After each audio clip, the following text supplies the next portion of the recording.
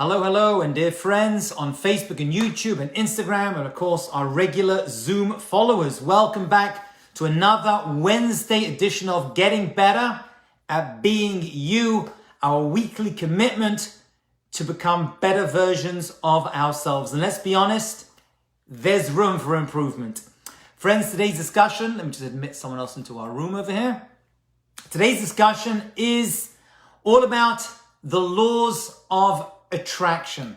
We all want to feel as though we are attractive, and we want to, God willing, attract other people as well, whether that's in relationships, in friendships.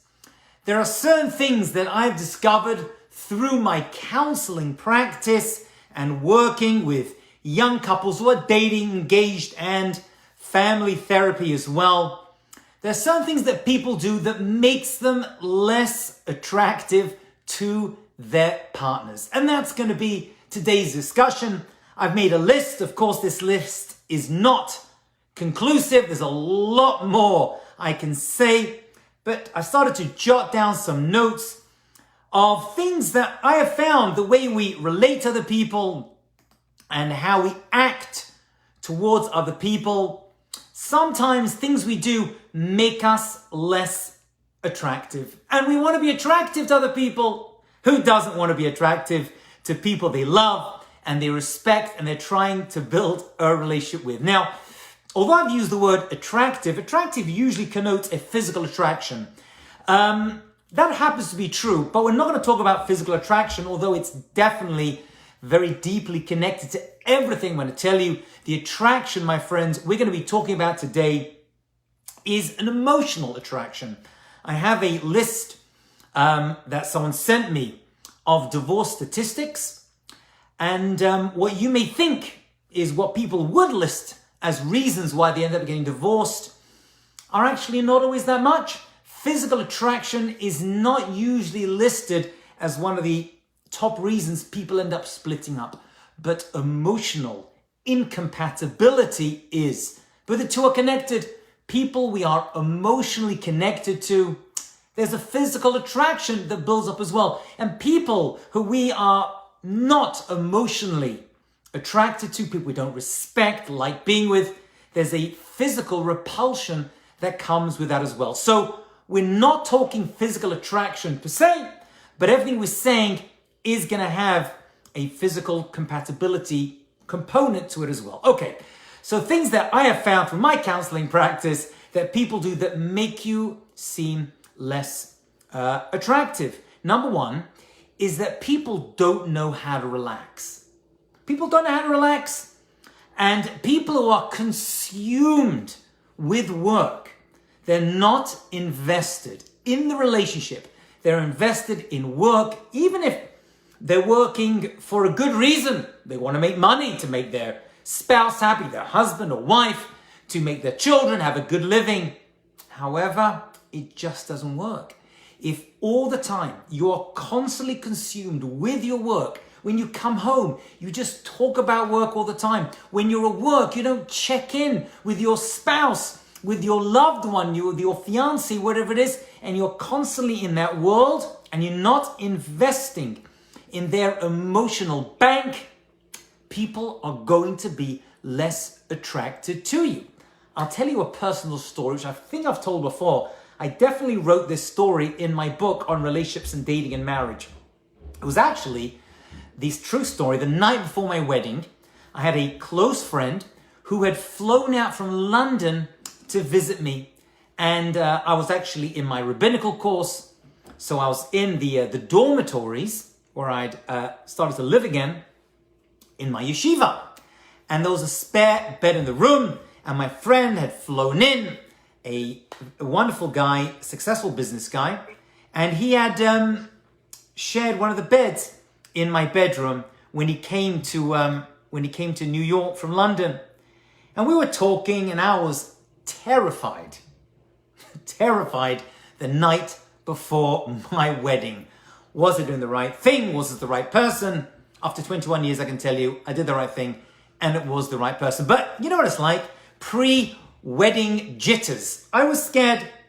And we got into conversation, and then suddenly he turned around to me and said, by the way, Lawrence, I didn't tell you, I'm getting a divorce. I was like, excuse me? He's like, yeah, I'm getting a divorce. I'm like, why would you tell me this the night before my wedding? Do you think I really need it? I didn't have the bandwidth to get through my own emotional stuff. I've got to deal with yours as well. I started to freak out, but I asked him what had happened. And you know what? I was very, very happy that he told me, because what he told me stayed with me. And I've used this a lot in my own personal relationships, but also when it comes to advising and counseling others. What he had done is the following. As soon as he got married, he started a business of giving loans, should we say. And he started to work very, very hard in this business during his first year of marriage. Now, he wasn't messing around. He wasn't going to nightclubs, or in those days, discos, right? He wasn't hanging out and messing around. But he spent his first year of marriage deeply, deeply involved in his career, trying to make this. It was very stressful. And he worked very, very hard. And he wasn't doing it for any other reason except to, bring home the money that he wanted for his future, for his wife and kids. Even though that was his motivation, it ended up ruining everything else.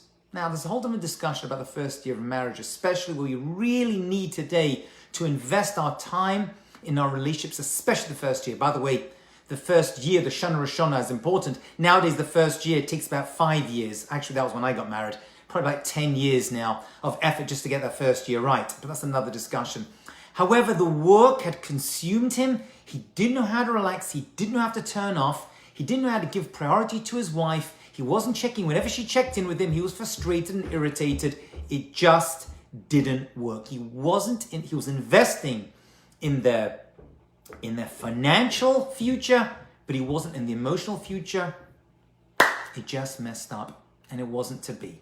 And by the time the counselors he was just a friend of mine, got involved, who basically said, you've got to invest, you've got to give life, time and effort towards your spouse, it was too late. So that's number one. You don't know how to relax. There's time for work and there's time for not work and just chilling out. People who are able to relax, it's just attractive. People want to hang out with you. They feel as though you're giving them attention that we all need and crave, especially today. On the flip side, another thing that makes people less attractive to you or attracted to you is clinginess. People who cling onto you. I have found that independence is attractive. Now, we're going to talk about too much independence, which is going to be another problem, but many people are just too clingy. Now, some people I've met and counseled like a partner. This may sound weird to some of you. They're like a partner who's jealous and needy. Personally, I don't get it. I find that very unattractive. And most people I've been in contact with do as well. Most people don't like that, right? They don't like people who are, the word that's used is enmeshment. People who are enmeshed and constantly needy and constantly complaining and very clingy. No one likes that. People need independence. They need their own friends, their own personal time. They don't need to know where you are 24/7. But if they do need to know where you are 24/7, there's usually a problem, an insecurity that they have. But this enmeshment, this clinginess is very unattractive. As I said, people need space. They need to show that you are an independent being. And that's attractive to people. There needs to be a sign that I'm not constantly there. I'm giving you your space. You need time alone. You need your man cave or woman cave, whatever it is, right? To exercise, go to the gym. Actually, one of the signs that I found that people are not doing well in a relationship is when they give up on their independence. I used to go to the gym 2-3 times a week, but now I'm spending time with my wife a lot more. I don't know if that's so good. It sounds good, giving up in your personal time in order to give it to somebody else, but usually it's ineffectual. And it's a sign of a problem of clinginess, that you are not having space for your own self. And that's unattractive. When someone is constantly on you, that's not something that people like to have. On the flip side, something else that makes you less attractive is when you act aloof. Now, when you're young and you're a teenager, you want to act aloof, you're in high school or maybe college, However, it gets to a point where it's not attractive, actually. it shows you're being cold and you're distant, right? And people don't like that. People have a fear of being rejected, and everyone pretty much has a fear or feelings of, and I speak about this a lot because it's very, very big. Maybe it always was, I don't know, but it's especially true right now, a feeling of abandonment. We all have feelings of abandonment from our childhood, and maybe if we had good childhoods with great parents, but at some point we all feel abandoned. And when we get into relationships and we feel that abandonment, and that doesn't usually come around with a person just like walking out the house. That's not usually how it happens. It's more subtle than that. It's people who are cold towards you, distant. They make themselves aloof. They're not there for your emotional care and benefit. Again, there's a balance, right? Because we just said before, clinginess makes you less attractive, but also acting aloof. There's got to be a fair balance where you're there, but you have a level of independence. But people don't like to feel abandoned. We all feel abandoned. We all have to leave our homes, right? Leave our parents, hopefully, physically, geographically, but also emotionally to find our own lives. And many people I know have a lot of trouble just, trying to make that break from their parents in order to give their love towards their spouses and their loved ones and their children. It's another discussion which we've spoken about before. However, acting aloof is not the solution. And this cold resentment that we kind of give towards each other, it makes you less physically attractive as well. Actually, all these things, which I'm talking about today, although they're emotional conditions, make you less attractive. And people do not want to be physically intimate with someone who is displaying these unattractive ways of not knowing how to relax, constantly being on, too clingy and too aloof as well. Okay, number 4 actually comes in many, many forms, but I'm going to call it oversharing. Oversharing makes you less attractive. I got so many stories on this. I actually got a call from someone very recently from out of state who called me and asked me if he did the right thing. And I'll tell you what he said to me, and you can make your own judgments, and I'm sure you're all going to have your own opinions on this as well. But I found that people who overshare, whether they're on their first date, their 5th date, or married for 5, 10 years, or 20 years, it gets too much. I've said this before and I'll say it again. Your spouse is not your therapist. You don't need to dump all of your emotional baggage on your wife or husband. I know you think, well, what are they there for? Right? They're my loved one, so I'll share everything that's in my heart. But you don't want to do that. You don't want to share every fear, every concern, every weird thing that's going on in your head. And there's a lot of weird stuff that we think about all day. And some of it's understandable and some of it's pretty gross. But you don't need to dump all of that onto your loved ones. I got so many stories, some I cannot even say publicly, but I'll share one with you. So this guy called me up very recently, and he said he went on a date with a girl, and the date was fine, a second and a third date. On the third date, for whatever reason, this is a true story, this girl said to this young man, "Oh, by the way, I've not been to the dentist in 10 years. And he found this very gross, and he broke up with her over this. And a friend of his called me up to say that he made a mistake. He called me up as well, and he asked me whether he did the right thing. Well, at this point, it was too late because he had broken up already. But I guess he was looking for some kind of, validation or affirmation for his decision. Well, whatever I told him. But I do happen to think that she overshared.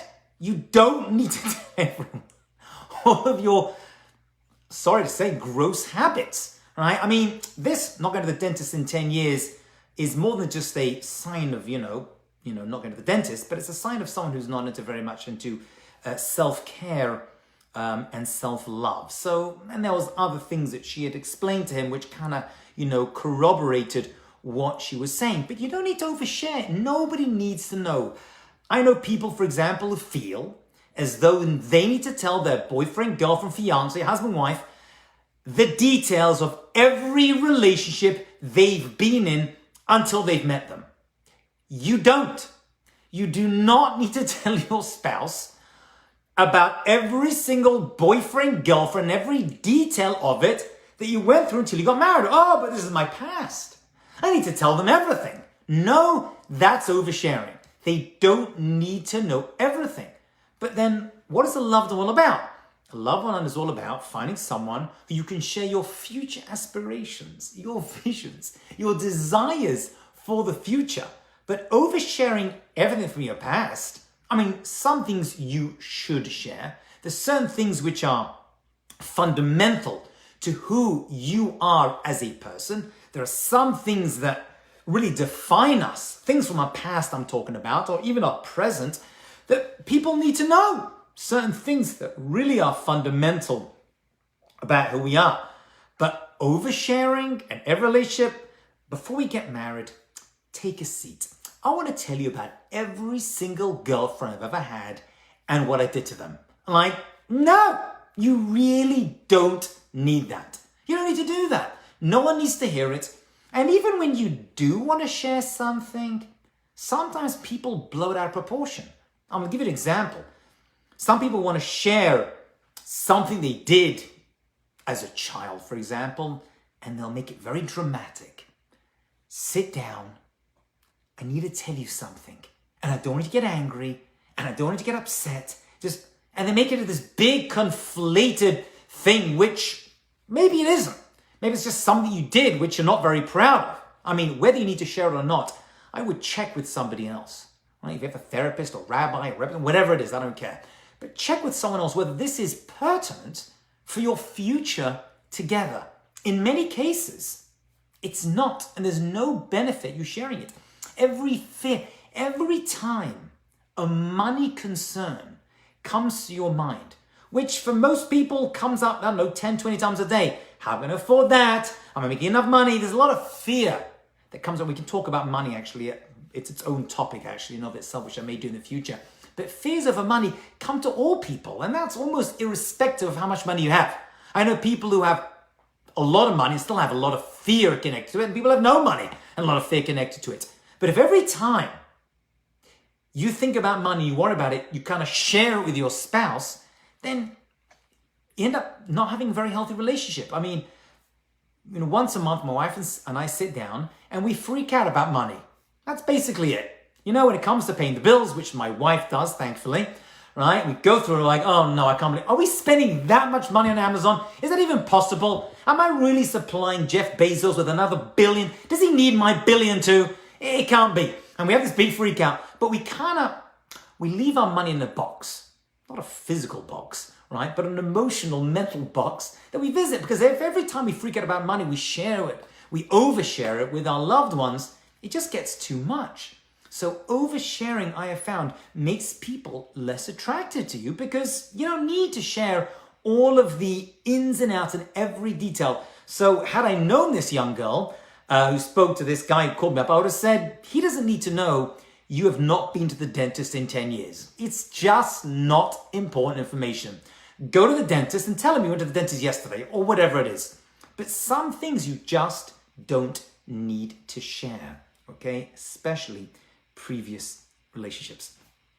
I found that being judgmental makes someone very unattractive, right? If you want someone to be attracted to you, don't judge them. No one likes to be judged, okay? No one likes to feel as though what they're doing or saying, right? Or backseat drivers, right? Whether in the car or in life, right? Judging you, it's really, really has a negative impact upon your relationship. Just let people be. We know you're fantastic. We know you're great, right? We know you're but just to constantly judge other people and pick on every fault that they have, as the Gemara says, before you remove the piece of wood from someone else's eye, take the log out of your eye. I believe that's the expression from the Gemara, from the Talmud. No one likes to feel judged, right? We know you're right. We know you're smart and amazing and great, but you don't need to judge everyone else, especially the person you're trying to be in a love relationship with when it comes to this as well. And then when I sit down with couples, right, I find that one person will, instead of discussing their own problems, will judge the other person. Rarely does that work well. Connected to this, actually, by the way, this is not an over-exhaustive list. I could talk about this a lot longer, but just the ones that came to my mind for these, 20, 30 minutes. Taking things too personally. Now, I've mentioned this before. We are not rational beings. We are emotional beings. Even the smartest people out there, and I deal with a lot of people who are much, much smarter than me, right? They've made a lot of money, and although that's not really a sign of being smart, by the way, they have PhDs and they have successful businesses and all the rest of it. And yet, even those and they seem so rational and calculative, they're not rational beings. The human condition is emotional. I truly believe that. We need to remember that, okay? So many times people will say things and they'll react to what other people say and they'll take things too personally. Again, we're going to take things personally because we're emotional beings. If someone curses you out or shouts at you or insults you, it's going to hurt you. However, when people take things too personally and we take it as everything becomes a personal attack, we end up defending ourselves, we end up building walls around ourselves, and we become, I think the expression you hear today a lot is, everyone's turned into a snowflake, right? I'm going to melt as soon as someone says something. Now, when we're younger, we become very sensitive to that. Most teenagers today, from those teenagers that I don't work with that many teenagers, but when I do, well, I guess in my school I do, but they get very, there's a lot of low self-esteem out there. Actually, it's very chronic and very debilitating. But at some point, I feel like saying, just don't take it personally. It's not about you. They're just talking, right? They're just saying something, and everyone has got some kind of emotional damage that they're carrying around, and you'll say something and it'll spark some explosion in them. I think I've given the metaphor before. If I have, I apologize, but I was on vacation. I was a rabbi at a Pesach program, and we were abroad somewhere very hot. That's pertinent to the story. And as I was getting out of the elevator one day, I brushed against a person's arm. This lady, by mistake. And she went, "Ow, Rabbi, that really hurt. What'd you do that for?" And I was thinking to myself, get a life. I just touched your arm. What are you getting so bent out of shape for? I didn't say anything because, I'm the rabbi of the program. And I kind of apologized. And then later on, she came up to me and said, "I want to apologize," she said, "for my overreaction. But I was outside today and it was very hot and I got sunburn. And as you touched me, it kind of triggered off this really painful sunburn reaction." And it made me realize, my friends, that you know what? Everyone today, somewhere in their personality, is suffering from emotional sunburn. And you'll say something and you'll trigger something that will just lead to and you'll be like, whoa, where did that come from? Right? And the answer is it comes from a million places. It could be something their teacher said, their therapist said. It could be they had a bad morning. Who knows? It could be a million reasons why people react the way that they do. Okay? But taking things too personally in relationship, it makes you less attractive. So, excuse me for saying this. I know this may not be too PC nowadays, but sometimes suck it up. It's not about you. It's really not about you. So I got all offended, someone was shouting at me in the elevator, but it wasn't about me. It was about her and her own, physical sunburn, but emotional sunburn too. Next, which most people would not realize, but there's something that makes people less attractive to you, and that is what I call toxic positivity.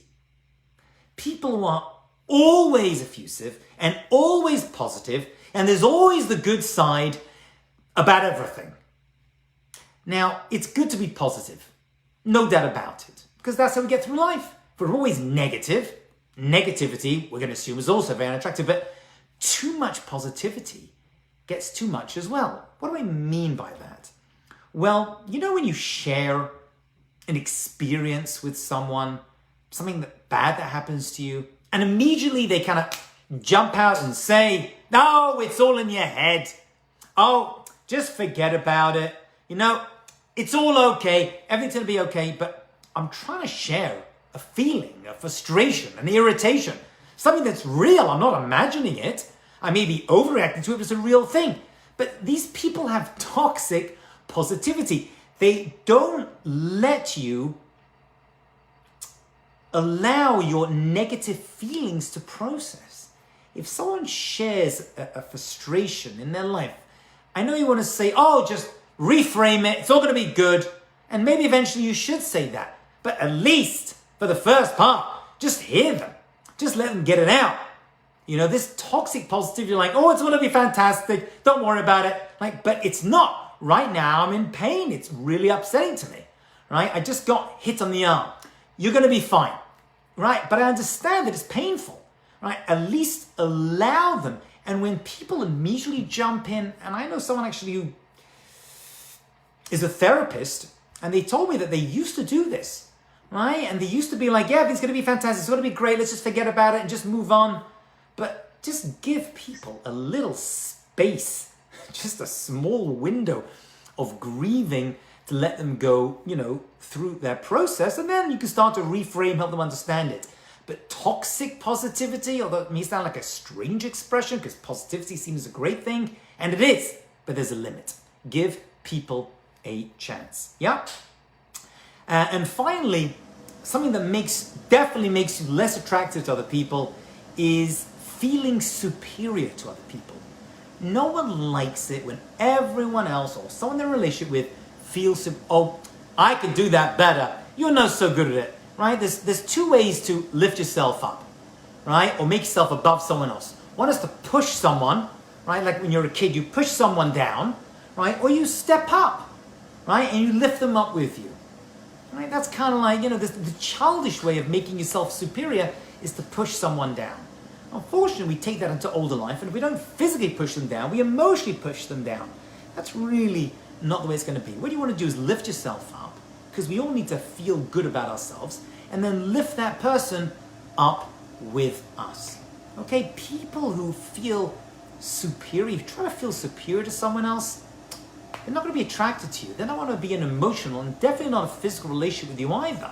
All right, even if you are married for many years, everyone wants to feel as though everyone they're with is on the same level and the same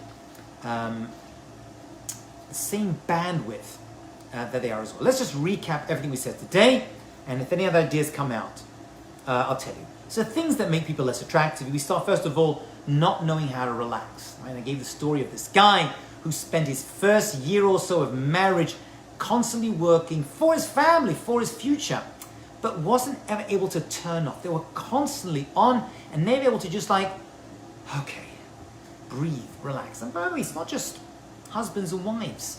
Right? We want our children to be attracted to us, to want to hang out with us, to be in our space. If we're constantly tense and never know how to relax, no one wants to be around such a person either. And I know many kids who will move out of home very young because they can't handle the constant oomph their parents have, not knowing how to just chill out and just mess around, be funny and be silly. They're constantly on. Number two is clinginess. Right? People are clinging to you, who are constantly jealous and needy. It's very, very unattractive. And some people like it for some reason, I don't know why, but most people don't like that. And the opposite extreme, people are aloof, right? They want to be cool and cold and distant because they want to feel you giving the effort towards the relationship. It's unattractive. Oversharing, no matter where you are in your life, in your relationships, right? Date 1 to marriage after 20 years.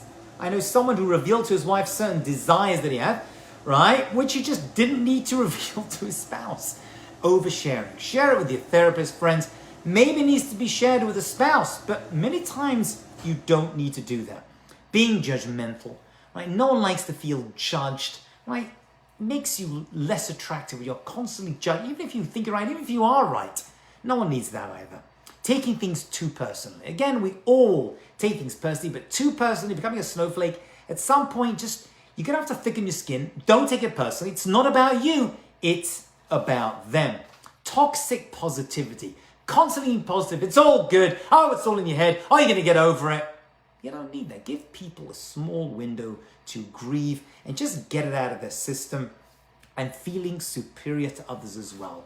All these things really don't lend themselves to somebody wanting to be an emotional, physical relationship with you. We want to get rid of them so that we can remain attractive.